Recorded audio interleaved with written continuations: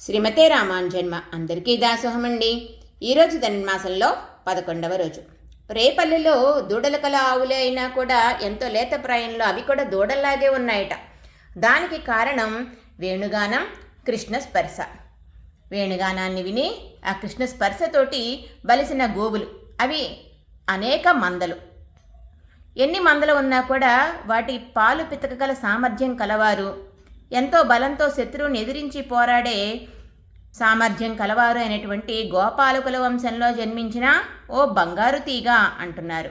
అడవిలోని నెమలి వలె అందమైన కేశపాసం కలదానా, లేచి బయటకు రావలసింది అంటూ పిలుస్తున్నారు నిద్రపోతున్న గోపికని. మేమందరం వచ్చి నీ ముంగిటికి చేరాము, నీ నిద్రకు అర్థమేంటో తెలుపు అంటున్నారు. మరి ఈరోజు మన పాలకొల్లు అష్టపది లక్ష్మీనారాయణ స్వామివారి సన్నిధిలోని ఆండాళ్ళమ్మ జడ అడవిలోని నెమలి వలె అందమైన కేశపాసంతో, నెమలితోటి, కృష్ణయ్యతోటి, ఇంకా ఆయన వేణువు, నెమలి పింఛాలు ఇలా అందంగా అలంకరించబడి ఉందండి. శ్రీమతే రామానుజాయ నమః.